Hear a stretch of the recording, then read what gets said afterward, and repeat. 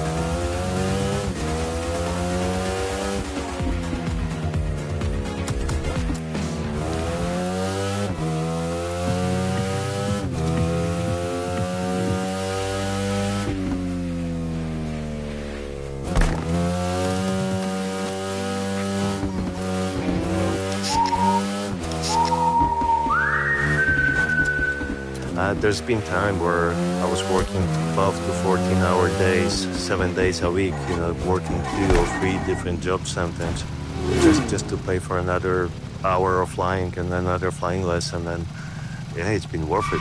Welcome back to Motorfest, the podcast. My name is Becky Evans, and this is a podcast brought to you by Red Bull and Ubisoft's iconic game, the Crew Motorfest. Now, in this podcast, this is where I get to talk to motorsport athletes about their passions, all things speed, wings, and wheels. And you know what the really cool thing is? You can actually listen to this podcast whilst you're playing the game. So grab one of your dream vehicles, jump in, strap in, because you're about to hear from the athletes that actually get to drive these in the real world. Let's get the show started. Now, today we've got a very, very special guest. We're going to be chatting to Luke Chapella. Luke is a multi-award-winning Red Bull Air Race winner, known for his precision, skill, and fearless flying. From winning the Challenger Cup to landing a plane on a helipad in Dubai, Luke is committed to pushing the boundaries of flying. Luke, we're delighted to have you here today. Thanks for having me. Now, I'm just going to jump straight into it. I am terrified of flying. So when I knew I was going to be chatting to you, I was thinking this guy is going to have to tell me everything that gets him up in the morning and says, you know what, I'm going to do a loop in a plane. Flying aerobatics gives you such a freedom.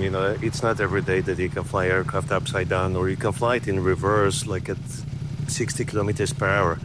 All the G-forces that we experience, it's something that you cannot experience on the ground. That's why I'm so happy to share it with other people, give them the taste of the freedom that we get, and spread the joy of flying. Now, I come from a drifting background, and I was around cars from a very, very young age, and it was actually my dad who sort of ignited that in me, because I remember seeing him playing with his race car in the garage. It was the same kind of for you, wasn't it? You went to an air show when you were a very small boy, and then that was it. You were hooked. Yeah, absolutely. My spark ignited when I was 6 years old. My dad took me to the air show in Poland, and it's just been amazing. I was watching an aerobatic display, and the aircraft was doing a tail slide. It's a figure where you go vertically up, and it seems like you're shutting down the engine, and the aircraft starts to slide back on its tail. And I saw it as a 6-year-old kid, and I was like, Dad, I'm gonna do it in the future. And many 6-year-old kids have different dreams every week. Sometimes you want to be a policeman, the week after you want to be a fireman. But for me, it has never changed. I've been flying now for 26 years, and I still love it. That's absolutely crazy that you just picked your direction and just stuck with it. I mean, your first flight lesson, you were 14 years old, and then by 16, you'd got your license. So there was definitely method in your madness. This was all moving towards where you are today. Yeah, absolutely. I was so motivated. Like from this air show, I started playing with aircraft models, free-flying models, and then I just went to the airport and I became what's known as a hangar rat. Cleaning the airplanes for everyone. And in exchange, they would take me for a flight and usually let me fly the aircraft, give me the moon. It's been a lot of hard work, but so rewarding as well. Luke, we were just saying to you just then, flying was always going to be what you were going to do. And I'm going to give you a question, which I almost feel like I know what the answer is already. If you could be a car, a plane, a boat, or a motorbike, which would you be and why? Yeah, of course I'd go for a plane, but this is what my life is all about. It's always been about flying. I have 13,500 hours in the air. That's like 4 years of my life. 10% of my life has been spent in the air. So, I just want to be a better pilot with every flight I take. I'd love to know more about the bullseye stunt. I mean, we saw and heard it at the beginning of the episode. Personally, for me, I remember seeing that, and I watched the video and I had a heart attack and was like, oh my God. But obviously, I know that this guy made this happen because everyone's celebrating it, but I couldn't cope with it. I almost got a heart attack on the first one as well. It was incredibly difficult project that we did. Landing a plane in such a short distance, it's not something very unusual for this kind of aircraft, but landing the plane on a small helipad that is 600 feet in the air, 200 meters above sea level, that hasn't been done before, and it comes with a lot of difficulties. One of those difficulties is the shape of the building created a very special wind vortices, like a little tornadoes coming off the building, hitting the helipad. And these tornadoes wanted to suck in my aircraft and throw it towards the building. And that's what happened on the first two attempts when the winds were quite strong.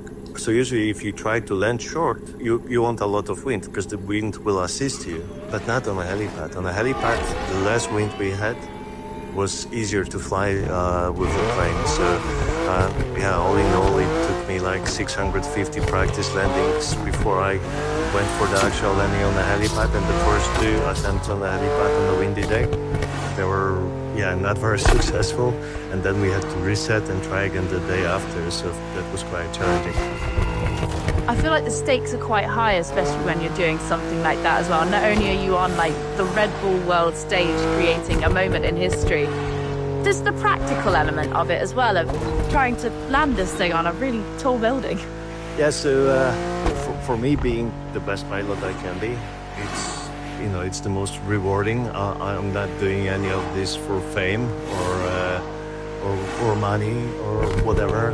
I'm just doing it to show that I'm good, and I always want to be the best I can be. And I think we proved with this project that was one of the toughest things I ever did with the plane, and now we can see how successful the project was. We have like way over 1 billion views on the videos all over the platforms. So. That's brilliant. I mean, it's unbelievable.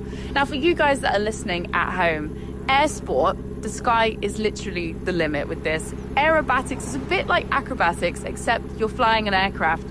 There's a lot of other things to consider, though, when you are flying. There's obviously safety, speed, weather. Luke, can you give us a rundown of like the 3 main things that you have to be watching out for when you attempt to do some aerobatics in the sky? Yeah, I think first will be the weather. All our aircraft don't have very sophisticated instruments, so we have to fly what's known as VFR condition, visual flying rules. We always have to see the ground. We have to stay outside of the clouds, and the winds play a big factor. Then, of course, it's the technical standard of the aircraft. We always try to make sure that the aircraft is airworthy. Having an engine failure approaching a helipad so close to the building or flying upside down 2 meters above the runway, it's an extreme sport. So second, for sure, would be the technical side, and I think the third, but as equal as the other two, would be, of course, pilot fitness, and we want to make sure I'm rested, I'm in a good physical condition. The G-forces is something that we fight with a lot. We fight from -8 Gs to +10. What it means, I can get up to 10 times heavier, like weighing 80 kilos. I have 800 kilos of force hitting my body. The blood is 10 times heavier, and it drains away from the brain, goes towards my legs. And you can faint and you can lose your consciousness, and that can be, of course, very dangerous when you're close to the ground flying at 400 kilometers per hour. Yeah, that does sound pretty crazy. I've seen some of the videos, where they put passengers in the plane. That's why I'm frightened, Luke, when you said I can go in the plane. I'd be like, I'd pass out. I'd be rubbish. You'd be looking back, and I'd just be asleep in the back seat. Terrible. Luke, help us understand a little bit more about the specifics of your job. I mean, because what people need to know is obviously you compete in Red Bull Air Race as well, and that is a competition. So what are the skills and the awareness that you need to be able to do this? Yeah, Red Bull Air Race was one of the best flying I ever had a chance to do, and you fly aircraft at 400 kilometers per hour between gates which are only 15 meters apart. The entire track has like 6 kilometers length, and we fly it in under a minute sometimes, Incredible speeds. The aircraft can roll 420 degrees per second at 0.8 seconds to make a full roll. You need to be incredibly precise and really good pilot in order to plan, not to stay behind the plane. Really good hand-to-eye coordination, I think, is a key factor, and as well as physical fitness, because, we are so close to the ground, pulling high G-forces. If you lose your concentration for a couple of seconds, this can be really bad for you. Can you tell us, how you came from, it's quite a small place in Poland that you grew up in, to how you managed to take those steps to becoming the amazing pilot that you are today? I think it's all about the motivation. If you have a big goal set somewhere on the horizon, then you'll find a way to find the next step and next step. And it's all about those small steps that when you achieve them, they will keep you going. And, I didn't have a very rich parents to support me. To start gliding, I was doing building jobs, renovating the hangar, helping out around the aircraft when I was 19. I had to make some decisions about going to uni or maybe to the Air Force. The Air Force didn't recruit. I didn't have money for the uni. But I was so motivated, I applied for an au-pair program and I became a babysitter at 19. I moved to UK, and when the kids were at school, I would just run to the airport and, help with the aircraft maintenance there. That's how I got my private pilot license for powered aircraft, and I just kept going at it, and it was really, really good, giving me the motivation to go step by step. What I was thinking to myself when I was listening to your story there, like, not everybody feels as comfortable as you would be flying a plane. I mean, much less racing or backflipping in one. What are your top 5 tips for anyone who wants to successfully fly a plane? You need to love it.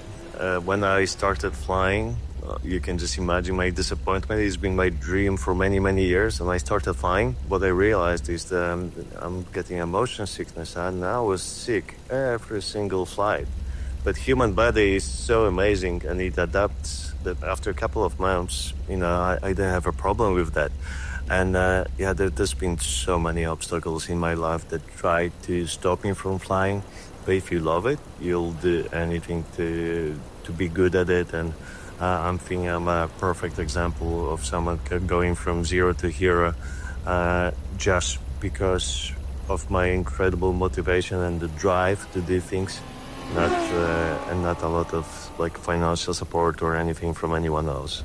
It's hard to explain to somebody who, when you want to do something so bad. I mean, I can only talk about drifting from my side, and it's like, you're like, I don't have the money to do this, but I know I'm going to make it happen, and I've got no choice, really. I'm going to put myself on the track, or in your case, put yourself in the air, and that's kind of it. And you sort of just make it happen. You just have to push and push and push. And everything, when you wake up every single day, if you have that one thought in mind, you're able to make it happen, I think. Absolutely, and it will drive you to find ways to do it, like buy another set of tires or buy another hour of flying. There's been time where I was working 12 to 14-hour days, 7 days a week, working 2 or 3 different jobs sometimes, just to pay for another hour of flying and another flying lesson, and it's been worth it. Well, let's talk about the Carbon Cub UL. I mean, we've just obviously heard the noise of it. This is the plane that you use for the bullseye stunt, as well as the Edge 540, which is a single-seater and 2-seater. These are the planes that you use for competition and day-to-day life. I'm feeling nosy. If I was to take a look inside these vehicles, what would be some exciting features that I would find? I think for someone who's into car racing, drifting, or rallies, I think the power-to-weight ratio is quite impressive. The aircraft that we landed on the helipad, it was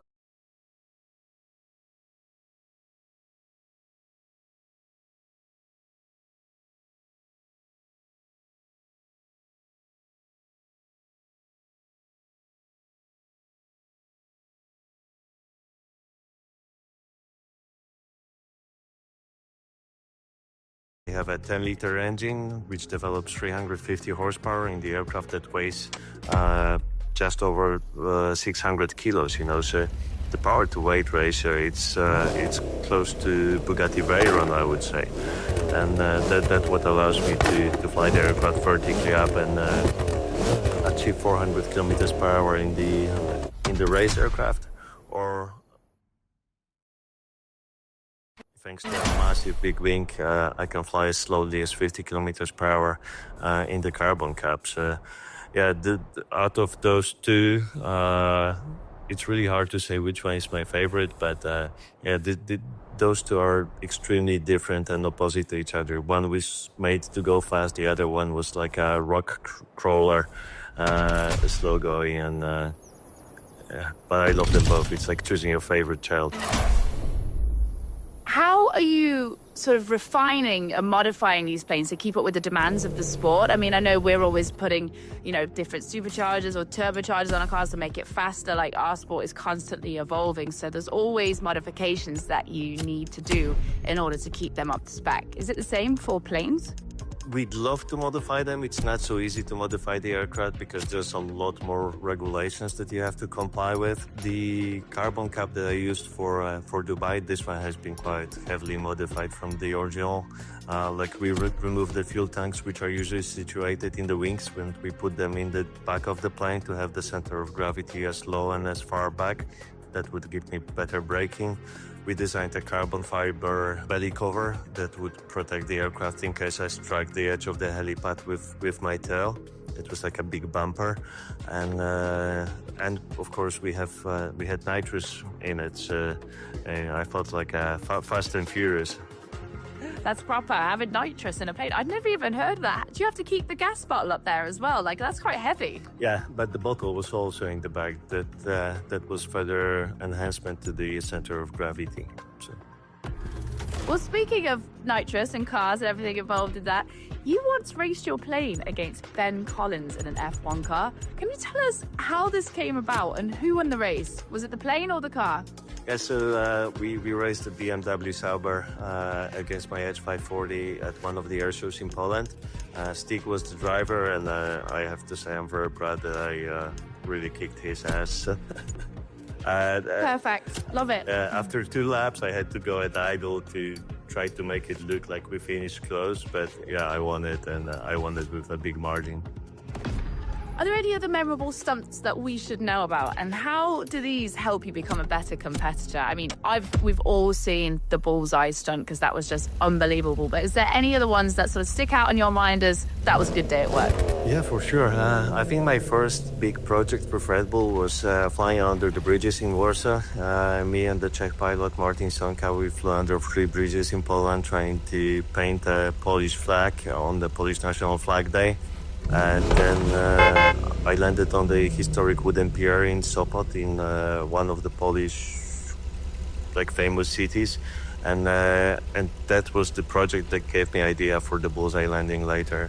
I also had some fun flying with some of our skydivers, like Game of Air with Maja Kuczynska, where I was chasing a skydiver with my plane, flying around her. Casual. Yeah, another day at work, It's another day in the office. And I have to say it's the best office view you can get, even when I fly the big commercial plane. We're going to talk about dream vehicles right now. Everybody's got a dream vehicle. Today is your lucky day, Luke. You've been given a ticket to test fly any type of aircraft that your heart desires. Which model would you choose and where would you take it? I would go for a classic. Like for a lot of car lovers, they would go for a 1960s Mustang or a Bullitt Charger. I would go for a Mustang as well, but it's a P-51 Mustang. It's an American-built fighter from the Second World War, and the aircraft is absolutely incredible. It's fast, it looks very good. For those of you who watched the latest Top Gun movie with Tom Cruise, that's the plane, the silver plane that he was cleaning in his hangar, and I know he's got one, and I hope that's a plane that I will fly one day. I feel like an old Mustang like that would sound absolutely unbelievable. Like, when I think of vintage cars, what I love about it is the smell, is the sound, these sort of big displacement engines with straight through exhaust. Are we talking the same language here? Oh yeah, absolutely. It's a V12 engine. Wow. I don't know the capacity from my head, but that must be like 20-something liters capacity there. You're operating at 1,000 horsepower plus, and straight out exhaust. When it starts up, you can see the flames coming out of the exhaust manifold, and the sound is absolutely incredible. Aside from planes, what are some of the other memorable vehicles that you've tried or seen or even thought, I really want one of those? Oh God, there's so many. I know, that's such a hard question. It's just I don't know, Becky. There's 50 that I've seen over the years. I love being I'm a very competitive person, so whatever you put me in, I'll do my best to win it. Like go-karts, don't get me even started in go-karts, because I'll be right there running into everyone just to win the race. And I think I'd love to be a race car driver, like to compete with in racing cars, and Formula One would be fun to drive. I would love to drive one of those, and I'd go for Formula One. Yeah, that's pretty cool. I love the fact that we're actually really similar in a sense that car people and aeroplane people still like the old stuff. We're like the new, all carbon, super slick, like that's great. But where our heart really lies is in the old school, in the big V12, V16s, V10. Like that's me. V8s, V10s, all of the old school stuff. So I'm delighted that there is that crossover between different sports, but the same feeling, right? Absolutely. The sound of the old V8s, V12s makes you so sentimental. I don't know. It makes the hair on the back of my neck stand up when I hear one of those. Do you know, sometimes they would do like an air show where I think it was the old school bombers that would come, like the Spitfires, would come down over the drag racing track when I was a kid. So I grew up around drag racing, and the planes would come over the track. I actually got emotional. I'm not quite sure why. When you see big planes like that when they're flying, and like the noise and the feeling in your chest, it makes you emotional, and I'm not entirely sure why. And that's from somebody who's like a casual consumer of airplanes. Oh yeah, absolutely, and I think that's why they still fly. It's thanks to people like us who love them and who love the sound of them, and will go and pay for the ticket to the airshow to see them. That keeps them flying. And they are 1940s, 1950s aircraft, and there's still quite a few of them maintained by very passionate people for everyone else to enjoy. And we're really thankful for that, and hope they will fly another 70 years. Right, I'm going to jump into some rapid fire questions with you, Luke, and I want you to say the first thing that comes to your mind, okay? Yeah, right. So flying by day versus flying by night. Day. Favorite weather conditions? Cumulus clouds. Just Take off or landing? I take them. Do you sometimes talk to your plane? Oh yeah, always. After each flight, of course the small planes, I don't talk to the Airbus too much, but after each flight in the air or the carbon cap, when I put it back in the hangar, I will go and stroke it and thank it for a nice flight. And, it's a very personal relationship that I have with all three planes I have. I love that. In terms of runways, which do you prefer and why? Concrete, asphalt, grass, or sand? Last week was the first time I landed on sand in Huntington Beach, and that was a lot of fun to land on the beach. But I would say concrete is pretty cool because, for the racer on the small wheels, it's the smoothest, and it doesn't hurt the plane a lot. Favorite music tracks or artists that you like to listen to while you're training, competing, and chilling? I think Korn for the hardcore stuff, like that was training. Unexpected. Some old heavy metal, but for chilling, sometimes I do like this classical music. Thank you so much for joining me today, Luke. Do you know what? It's been a real insight. I've never spoken to a pilot before, and I feel like you've put my fear of flying a little bit to rest there. It's amazing that you've got such a passion for old vehicles. I think whatever sport you're in, you always look to what was, which is what creates what is, and I love that we can connect on that. So thank you so much for joining me. A pleasure, and you need to take me up on the offer of flying together, so I'm sure you'll enjoy it. Okay, do you know what? We'll do that. I'll come and fly with you, and I'll take you out in my S15. She's a great girl. But we'll 4 wheels on the ground for me, and we'll be 4 wheels in the air for you. That's a deal. That's it for today's episode of Motorfest, the podcast. I'm Becky Evans. You can find me on all podcast platforms, but you can also just check out YouTube. Just type in my name and you'll find me. So make sure that you get yourself on the game, the Crew Motorfest from Ubisoft, and we'll see you guys on the next episode super soon.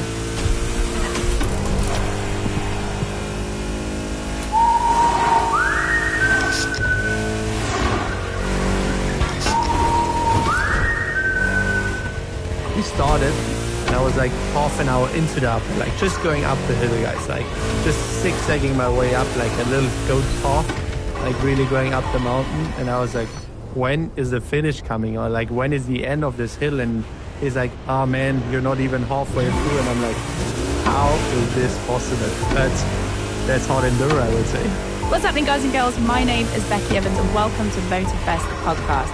Brought to you by Red Bull and Ubisoft's iconic game, the Crew Motorfest. Now, this is the podcast where I get to chat to some of the world's finest motorsport athletes and dig into their passions for all things speed, wings and wheels. And if you haven't already tried it, you can actually listen to the podcast whilst you're playing the game.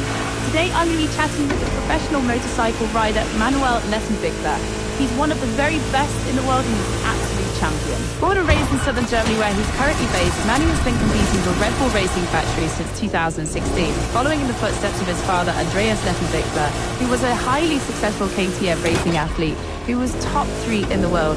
Manny got his first trial bike aged 5, and at age 16 he was the youngest rider to ever complete the Red Bull Scramble Hare race, which is a one-day race which is actually the most difficult in the world. He was Super Enduro Junior Champion in 2016, and since then he has brought home the Hard Enduro Championship 4 times. If you don't know what Hard Enduro is, this is a sport where you actually tackle the most extreme terrain. We're talking rocks, we're talking mountains, we're talking off-road in its most extreme version. In 2023, Manny made history by completing the first perfect season in the FIM Hard Enduro World Championship. Now, this is a feat that's only been completed by Manny and Max Verstappen in motorsport history today. So is it luck, talent, or is it a bit of both? Let's find out. Manny, welcome to the show. Thanks. Stoked to be here. So whereabouts in the world are you right now? Just in Salzburg now in Austria. I'm actually spending a bit of time now in the at the Performance Center of Red Bull because I torn one ligament at the second last round of the World Championship and trying to keep myself busy with something else than riding, let's say. It's been a while since I've seen you. I think the last time was, Goodwood in about 2018? Yes, Goodwood. 2018, I think. It's been actually a while. I wanted always to come back again because it's such a cool motorsport festival and there's so much stuff going on. And it's been a while when we met for sure, but stoked to see you again and talk hopefully about some cool stuff. Let's jump right in. If you could be a car, a plane, a boat, or a motorbike, which would you be and why? I think like a plane probably, but like a cool plane, you know, maybe like a fighter plane or like a stunt plane could be pretty sick. I was like doing one flight one time with Red Bull, like in a stunt plane, and it was so cool. Like it was probably one of the best experiences I ever had, because we just went like doing loopings and like all of these rows, like really jumped straight into it, and I even could fly the plane. So wow. Yeah, it was quite a cool experience, and I think we're so used to the dirt and the ground that I think to be a plane, like being flying around wherever you want, I think is like a pretty cool idea having had. Is that something that you've always been into? You know, like to go from riding bikes, getting into hard enduro, that's quite an extreme sport. Like what made you get into it in the first place? Sure, over my dad. I got into the sport because at the end he used to be one of the best riders in hard enduro, but I more or less grew up with riding bikes, you know, like he always used to be a trials rider and hard enduro guy, and I got my first bike when I was 5, and from then on I was actually motivated at the beginning because we had like a big farm back home with like a couple of horses, like we're, as a kid, you know, you just want to be outside, hang out around with your friends, and then one day of like training on the motorbike, I did like a rock, which was like 30 centimeter high, like more or less nothing, Becky. But it made me so excited to like push myself in the sport and like trying to get better in it. And after this, I was really like hyped up and like hooked into like riding dirt bikes. And yeah, a couple of years later, we're here. It's probably one of the best in the world, and talk about motorsport. So like pretty freaking excited. No, it's super cool. I mean, do you remember that first experience of completing maybe a trail or something like that, and you were like, do you know what, this is what I'm born to do? Not at all. I think Okay. I think so many riders and like so many people already as a kid have this like they ride and they're like, okay, one day I'm gonna be a professional dirt bike rider or whatever. But me, literally until I was 16, I thought I maybe gonna do completely something else. Maybe I'm gonna be working on constructions or like a carpenter or like whatever. And then I really more or less found the passion and to say, yeah, I want to do this when I finished Red Bull Earth Brigadier back in like 2014, because I was one of the youngest finisher at this point, and for me was really like, okay, I could do something out of it. I could maybe be one of the best guys in the world. And then Red Bull came up to me and said, yeah, we're going to try to support you for a year. And first he went pretty good, became a Super Enduro Junior World Champion. And from then on, I was really like, okay, this could be a pretty cool living on like a pretty cool lifestyle, you know, like you more or less make your hobby to your job and you can just enjoy riding a dirt bike in the coolest, gnarliest terrain on earth. I mean, I think that really explains your personality when I first met you. It's not a case of like, I knew what I was going to do. I was going to go do this. You were like, yeah, give it a go. I was pretty good at it. And now we're just still cracking on. And we're winning some championships. We're doing some perfect seasons. And for the listeners out there, the Erzberg radio that he's talking about, let me tell you, as a hobbyist enduro rider, that is the hardest enduro in the world. When I watch the videos of it, I'm like, that looks like pain. You must get like halfway through it and be like, why am I doing this? I think most of the people, they don't even get hop.